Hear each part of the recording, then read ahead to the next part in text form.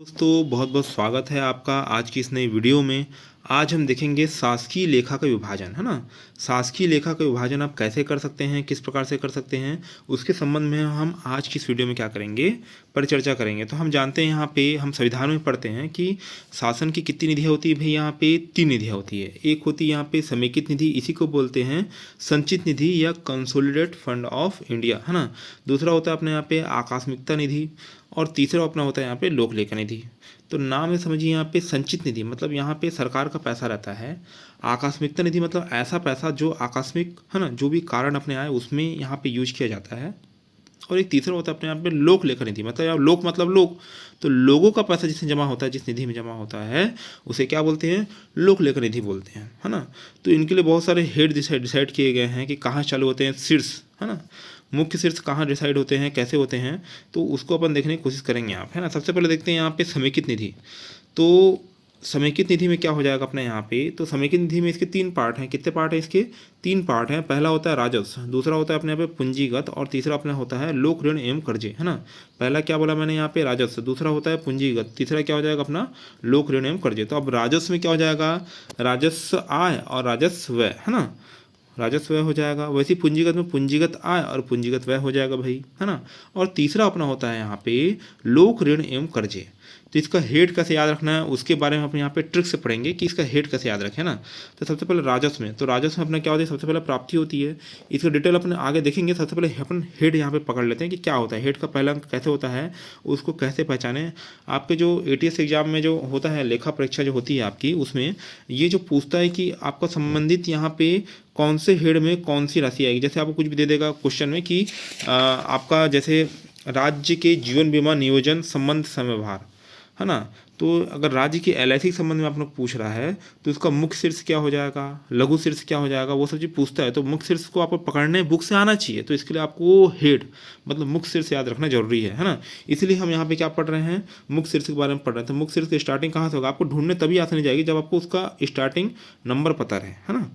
तो राजस्व सबसे पहले आय देखते हैं। राजस्व आय में क्या हो जाएगा भाई, पहला यहाँ पे 0 और 1 से स्टार्ट होता है। सबसे पहले कहाँ से, 0 और 1 से स्टार्ट करोगे तो यह, है ना, मतलब 0 और 1। तो ऐसे याद करो कि जैसे आपका जो CG का जो नंबर रहता है यहाँ पे 01, 02, ये अपना क्या बोलते हैं, जो प्रशासनिक अधिकारी उनके लिए होता है। 03 यहाँ पे पुलिस के लिए होता है यहाँ पे। और जो 04 है यहाँ पे नंबर, ये रायपुर का नंबर है।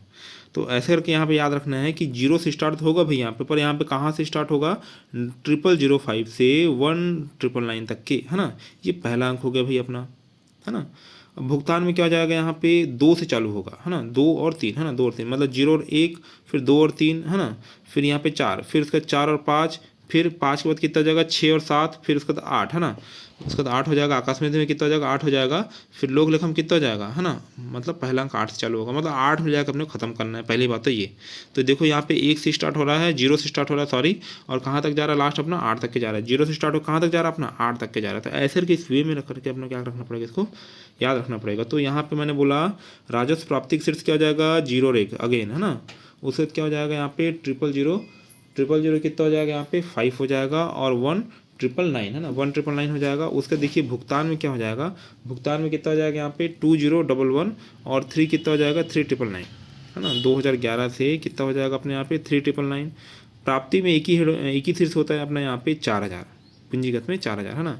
और यहाँ पे व्यय में कितना हो जाएगा यहाँ पे 4 और 5, है ना। 4 और 5 मतलब कितना जाएगा यहाँ पे 4046 से स्टार्ट हो रहा है ना, 4046 से स्टार्ट हो रहा है, 4046 से स्टार्ट हो रहा है, और 5999 तक जाएगा ये, है ना। उसके बाद 599 बाद कितना हो जाएगा अपने यहाँ पे 6000 से यहाँ पे 7999, है ना। तो इसका कोई दिक्कत नहीं है। आकस्मिक निधि का एक हेड होता है ना। आकस्मिक निधि कितना, ओनली एक हेड होगा यहाँ पे। जैसे पूंजीगत प्राप्ति का एक हेड था 4000, वैसे आकस्मिक निधि कितना होगा, एक ही हेड होगा 8000। लोक लेखा कितना हो जाएगा भाई यहाँ पे 8001 से कितना हो जाएगा 8999 तक के जाएगा, है ना।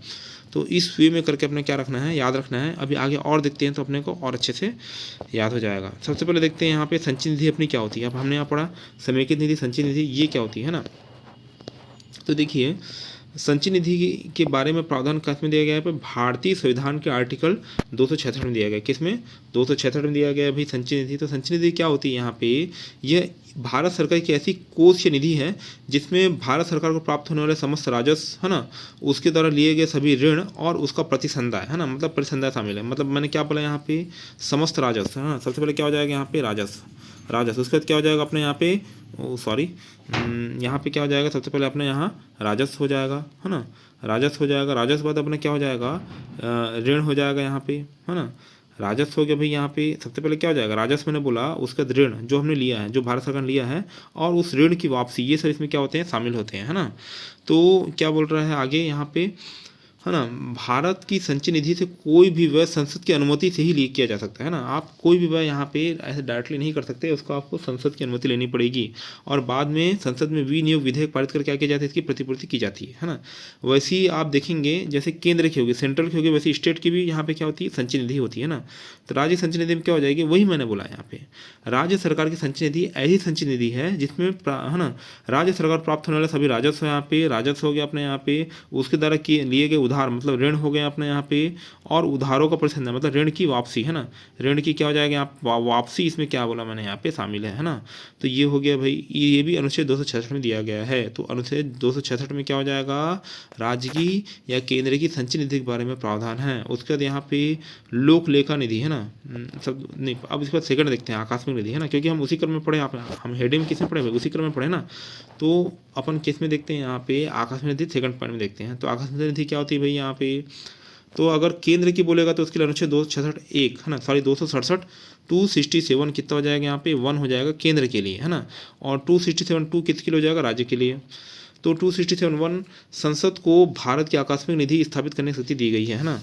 संसद को भारत की आकस्मिक निधि स्थापित करने की शक्ति दी गई है। यह आकस्मिक व्यय की पूर्ति के लिए राष्ट्रपति के व्ययधीन रखी जाती है ना। यह आकस्मिक व्यय की पूर्ति के लिए किसके? राष्ट्रपति के व्ययधीन रखी जाती है। जैसे आपको कोई भी, जैसे बाढ़, भूकंप या फिर कोई भी ऐसी विपत्ति आ गई, है ना, मतलब जिसमें तुरंत भुगतान करने की आवश्यकता है, तो उसके लिए तो आप संचय निधि को नहीं जा सकते, क्योंकि उसमें क्या करना पड़ेगा? संसद से अनुमति लेनी पड़ेगी, उसके बाद उसमें समय लगेगा। और ये तो काम अपने क्या है? आकस्मिक है ना।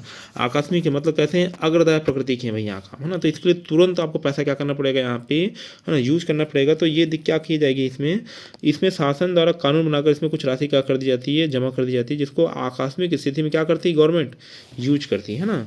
अब देखिए, पहले आपने इसकी, है ना, व्यय कर लिया, परंतु क्या बोल रहे हैं यहाँ पे? इसके लिए आपको संसद की पूर्व अनुमति की आवश्यकता नहीं है। सीधी सी बात है यहाँ पे। ऐसे प्रत्येक व्यय बाद में संसद द्वारा अनुमोदित द्वारा क्या कर दिया जाता है? इसको प्रतिपूर्ति कर दी जाती है ना। अब जैसे आपने खर्चा कर लिया आकस्मिक निधि से, तो उसको संचय निधि से क्या कर दोगे आप? यहाँ पे उसकी प्रतिपूर्ति कर दोगे, है ना। ठीक है भाई, आपको संसद से मंजूरी लेनी नहीं पड़ी और आपका काम क्या हो गया? फटाफट निपट गया, है ना। तो ये जो भारत की आकस्मिक निधि होती है, ये राष्ट्रपति, है ना, प्रेसिडेंट के अधिकार क्षेत्र में आती है। और राज्य की संचय निधि किसके अंतर्गत आती है? यहाँ पे राज्यपाल, है ना, राज्यपाल के, है ना, अंतर्गत आती है ना, उसकी, है ना, मतलब उनके अंतर्गत आती है, उनके अधीन है यहाँ बोलना चाहिए। तो 267(2) मैंने बोला यहाँ पे राज्य की आकस्मिक निधि होती है ना, कंटिजेंसी फंड ऑफ स्टेट, है ना। तो मैंने बोला यहाँ पे कि जैसे राज्य में कुछ आकस्मिक स्थिति आ गई है तो उससे पैसा तुरंत निकाला जाता है। इसमें विधानमंडल की अनुमति लेने की आवश्यकता नहीं होती है ना। विधानमंडल से, और अगर विधानमंडल की अनुमति नहीं ली है आप यहाँ पे, तो बाद में इसकी प्रतिपूर्ति तो करनी पड़ेगी। तो बाद में जो भी आपने राशि निकाला है उसको राज्य विधानमंडल से अनुमति लेकर यहाँ पे राज्य की संचय निधि में क्या कर दोगे आप? उसकी प्रतिपूर्ति कर दोगे भाई यहाँ पे। तो 267(1) और 267(2), है ना। उसका देखिए यहाँ पे लोक लेखा निधि, है ना। लोक लेखा या सार्वजनिक खाता मतलब क्या जाएगा? Public account. इसमें मतलब लोगों का पैसा जमा किया जाता है, है ना। इसमें क्या किया जाता है? लोगों का पैसा जमा किया जाता है। और सरकार इसमें किसका भूमिका निभाती है? संरक्षक, है ना, संरक्षक, है ना। सरकार इसमें संरक्षक की भूमिका निभाती है भाई यहाँ पे। तो 266(2), है ना। इसके अंतर्गत लोक लेख खाते, राज्यों के लोक खाते के बारे में प्रावधान किया गया है ना। इसमें लोगों का पैसा मतलब जैसे लघु बचत हो गया, यहाँ पे जमा हो गया, उनके भविष्य निधि हो गई, तो ये सब पैसे क्या किए जाते हैं? इसमें लोक लेखा निधि में क्या किए जाते हैं? जमा किए जाते हैं ना। इसके संबंध में वह सिर्फ बैंकर या संरक्षक रूप में क्या करती है? काम करती है। किसमें? बैंकर या फिर क्या बोला मैंने यहाँ पे? संरक्षक रूप में काम करती है। कौन? गवर्नमेंट, है ना। तो लोगों के जो छोटे छोटे जमा होते हैं यहाँ पे, GPF ये सब वगैरह हो गया यहाँ पे, है ना, भविष्य निधि या फिर FD आप कराते हो, ये सब चीज़ें कहाँ रहती है? यहाँ पे बैंक में जमा होती है। पर ये क्या हो जाएगा? ये मतलब सरकार के अंडर रहती है, है, इसको सरकार यूज नहीं कर सकती, इसके पैसे को सरकार यूज नहीं कर सकती। संचय निधि के पैसे यूज कर सकती है ना, आकस्मिक निधि के पैसे यूज कर सकती है, पर लोक खाता या सार्वजनिक अकाउंट के पैसे को गवर्नमेंट यूज नहीं कर सकती, उसको इसका अधिकार है ही नहीं, है ना, क्योंकि लोगों का पैसा भी लोगों को वापस करना है ना। इसके लिए भी संसद या विधानमंडल की अनुमति की आवश्यकता नहीं है ना। ठीक है, यहाँ पे तो ये हो गया ना। तो मैंने ये देखा कि राज्य की संचय निधि है ना, राज्य की क्या बोला मैंने यहाँ पे, एक मिनट बता देते हैं। यहाँ पे समेकित निधि, समेकित निधि के प्रावधान किस में किया, यहाँ पे 266 एक में, है ना। उसके बाद यहाँ पे लोक लेखा निधि 266 यहाँ पे किस में 2 में किया गया है। और आकस्मिक निधि यहाँ पे अगर सेंट्रल की है तो 267 एक में प्रावधान किया गया है इसमें, और अगर है ना स्टेट की है तो 267 किस में यहाँ पे 2 में प्रावधान किया गया है ना। तो ऐसे किसको क्या करना है अपने को याद रखना है भाई। अब देखिए यहाँ पे ये अपना हो गया संचय निधि, लोक लेखा निधि और आकस्मिक निधि, ये भी हो गया है ना। उसके देखिए यहाँ पे लोक लेखा शीर्षों के लिए कोड संख्या का आवंटन किस प्रकार किया जाता है ना, आवंटित कोड की सीमाएं क्या क्या है। तो देखिए मैंने पहले ही बता चुका, यहाँ पे मुख्य शीर्ष के 4 अंकों का कोड बनाया जाता है, किसमें 4 अंकों का कोड बनाया जाता है। मुख्य शीर्ष वाला अपन नेक्स्ट वीडियो में देखेंगे कि इसका कोड कैसे 4 अंकों में बनता है, पहले तो इसको याद रखते हैं ना। तो राजस्व प्राप्ति मैंने बोला, यहाँ पे राजस्व प्राप्ति में 2 कोड होते हैं, कहाँ से स्टार्ट होता है, यहाँ पे हेड में 0 और 1 से, मतलब उसका पहला अंक 0 और 1 से स्टार्ट होगा। राजस्व में क्या हो जाएगा अपने यहाँ पे 2 और 3 हो जाएंगे अपने यहाँ पे।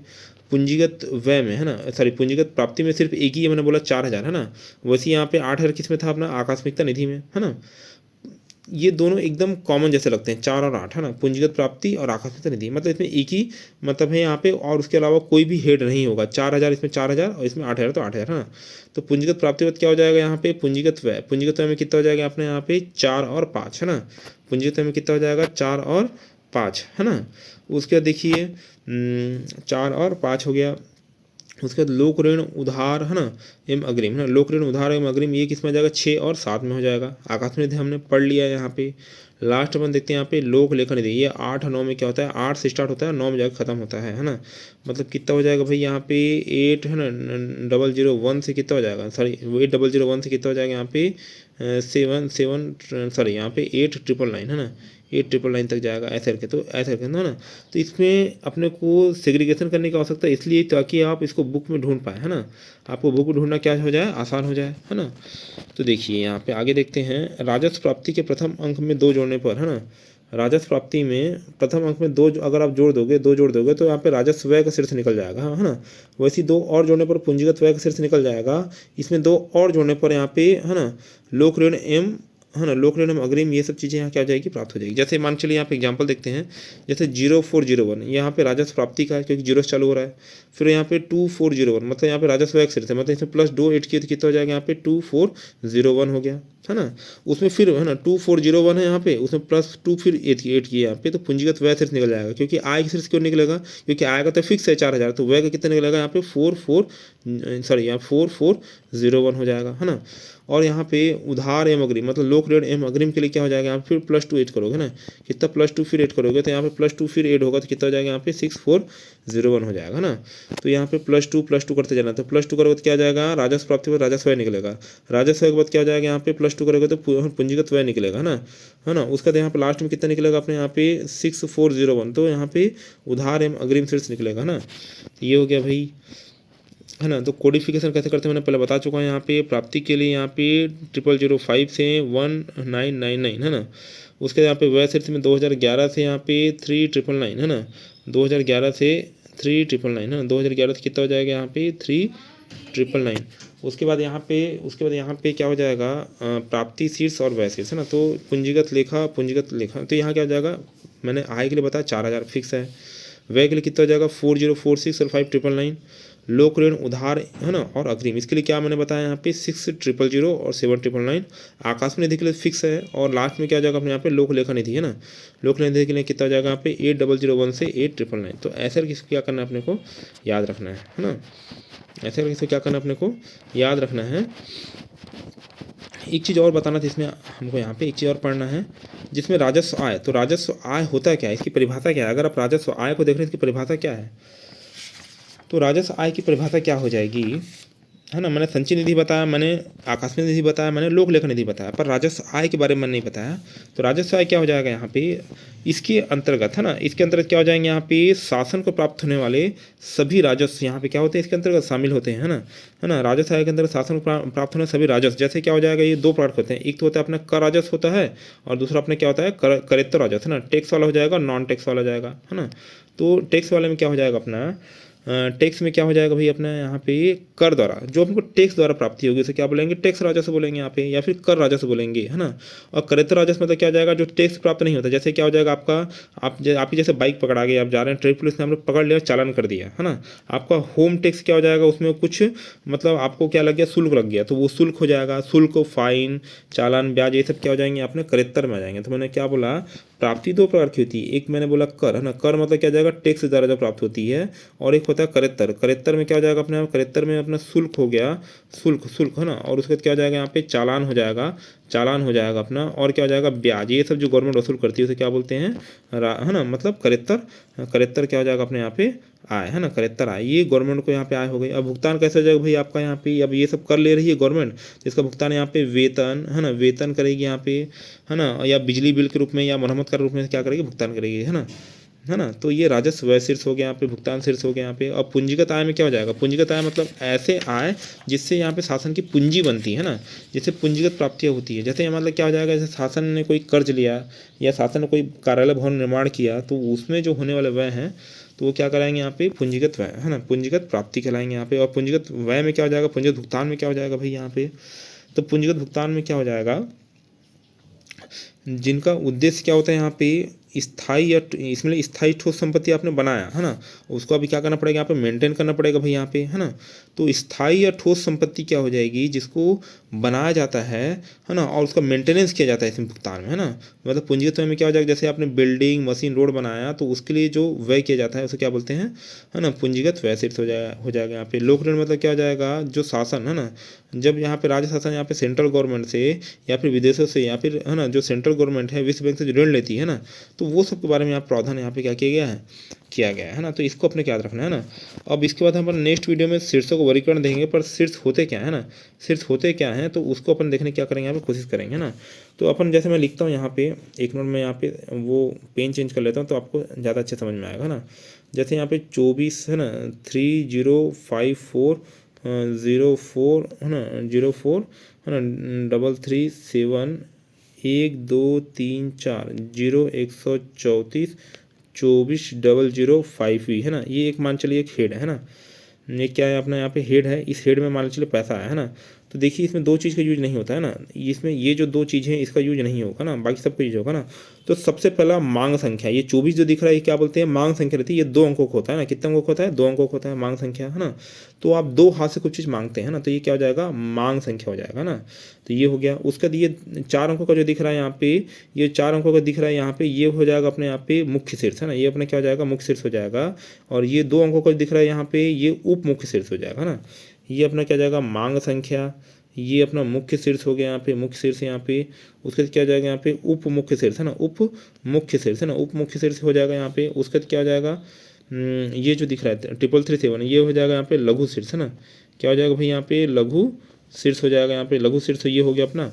उसके बाद ये जो दिया, ये इन दोनों का यूज नहीं होता। उसके बाद यहाँ पे लास्ट में चलिए यहाँ पे 24, है ना, 24 क्या हो जाएगा यहाँ पे, उद्देश्य शीर्ष, है ना, उद्देश्य, ये क्या हो जाएगा अपने यहाँ पे, उद्देश्य शीर्ष, है ना, उद्देश्य शीर्ष हो जाएगा यहाँ पे। और लास्ट में 005, ये अपने क्या हो जाएगा अपने यहाँ पे, विस्तृत, है ना, विस्तृत क्या हो जाएगा यहाँ पे, शीर्ष, है ना, विस्तृत शीर्ष हो जाएगा। तो यहाँ देखिए सबसे पहले क्या हो जाएगा यहाँ पे, मांग संख्या, मांग संख्या कितनी हो जाएगी, 2 अंकों की होती है। मुख्य शीर्ष कितना हो जाएगा अपने यहाँ पे, 4 अंकों का होता है। मुख्य शीर्ष बाद उप मुख्य शीर्ष कितना हो जाएगा, 2 अंकों का होगा, है ना। उसके बाद क्या हो जाएगा, लघु शीर्ष कितना हो जाएगा, लघु शीर्ष यहाँ पे 3 अंकों का होगा। लघु मतलब क्या, 3 अंक, है ना।